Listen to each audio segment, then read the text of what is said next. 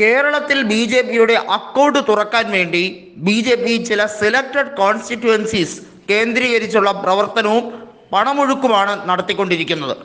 കുത്തനെയുള്ള പണമൊഴുക്ക് അതാണ് ഇവിടെ BJP നടത്തിക്കൊണ്ടിരിക്കുന്നത്. അതിൽ ഏറ്റവും പ്രധാനം താരമണ്ഡലമായ തൃശ്ശൂർ തന്നെയാണ്.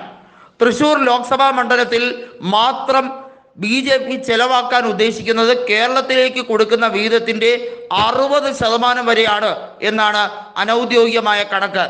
ഇത് ഇതുവരെ സ്ഥിരീകരിച്ചിട്ടില്ല. പക്ഷേ കണക്കുകൾ പുറത്തു വരുമ്പോൾ തൃശ്ശൂരിൽ 1-ാം സ്ഥാനം പണം ചെലവാക്കുന്നതിൽ അവിടുത്തെ NDA സ്ഥാനാർത്ഥിയായ സുരേഷ് ഗോപിക്ക് വേണ്ടി തന്നെ ആയിരിക്കുമെന്നുള്ളത് വ്യക്തമായി കഴിഞ്ഞിരിക്കുകയാണ്. പക്ഷേ അത് മാത്രമല്ല, BJPയോട് അനുഭാവം കാണിക്കുന്ന NK പ്രേമചന്ദ്രന് വേണ്ടിയും കൊല്ലത്ത് BJP കാര്യമായ സഹായ വാഗ്ദാനം നൽകുന്നു എന്നുള്ളതാണ് ഇപ്പോൾ കിട്ടിയിരിക്കുന്ന റിപ്പോർട്ട്. നിരവധിയായ മണ്ഡലങ്ങളിൽ BJP വൻ തോതിലാണ് പണമൊഴുക്ക് നടത്തുന്നത്. അതിൽ തിരുവനന്തപുരം മണ്ഡലവും പെടുന്നുണ്ട്. തിരുവനന്തപുരത്തെ കേന്ദ്രമന്ത്രിയായ രാജീവ് ചന്ദ്രശേഖർ മത്സരിക്കുന്നത് കൊണ്ട് തന്നെ മത്സരം ത്രികോണ പോരാട്ടത്തിലേക്ക് മാറുന്നു എന്നുള്ളത് വ്യക്തമാണ്. തിരുവനന്തപുരത്ത് രാജീവ് ചന്ദ്രശേഖർ, പന്ന്യൻ രവീന്ദ്രൻ, ശശി തരൂർ എന്നിവരാണ് മാറ്റിവെക്കുന്നത്. കഴിഞ്ഞ തവണ ശശി തരൂർ ജയിച്ചത് 1 ലക്ഷം വോട്ടുകൾക്കാണ്.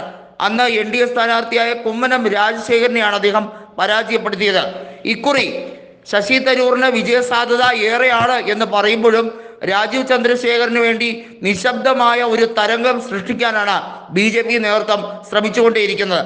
ആറ്റിങ്ങലിൽ കേന്ദ്രമന്ത്രിയായ V മുരളീധരനും ശക്തമായ ആഭിമുഖ്യം നൽകാൻ വേണ്ടി BJP പണമൊഴുക്കം നടത്തുന്നുണ്ട്. BJPയുടെ ഇലക്ട്രൽ ബോണ്ട് റദ്ദാക്കിയതുമായി ബന്ധപ്പെട്ട കാര്യത്തിൽ അവർക്ക് ഒരു രീതിയിലുള്ള നിരാശയും ഇല്ല എന്ന് വ്യക്തമാക്കുന്ന തരത്തിലാണ് കാര്യങ്ങളുടെ പോക്ക്. സുപ്രീം കോടതി ഈ കാര്യത്തിൽ എടുത്ത ഒരു നിർണായകമായ ഉത്തരവ് അതിനെയൊക്കെ കാറ്റിൽ പറത്തുന്ന രീതിയിലേക്ക് കാര്യങ്ങൾ മുന്നോട്ട് പോവുകയാണ്. BJPക്ക് ബോണ്ട് വഴിയുള്ള പണം സമാഹരിക്കൽ മാത്രമല്ല നടന്നു പോകുന്നത്, മറ്റ് പല രീതിയിലുള്ള സ്രോതസ്സും ഉണ്ട് എന്നുള്ളത് നാം മനസ്സിലാക്കേണ്ടിയിരിക്കുന്നു. അതിന് ഏറിയ പങ്കും ഉത്തർപ്രദേശ് പോലുള്ള സംസ്ഥാനങ്ങളിൽ ചിലവാക്കാൻ വേണ്ടി തന്നെയാണ് ഉദ്ദേശിക്കുന്നത്.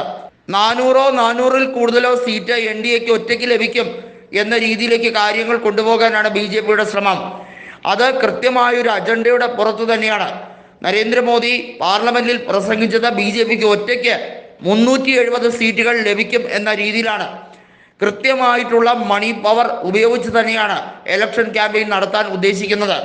ലോകത്ത് തന്നെ ഏറ്റവും കൂടുതൽ ചെലവേറിയ തെരഞ്ഞെടുപ്പ് US പ്രസിഡന്റ് തെരഞ്ഞെടുപ്പാണ്.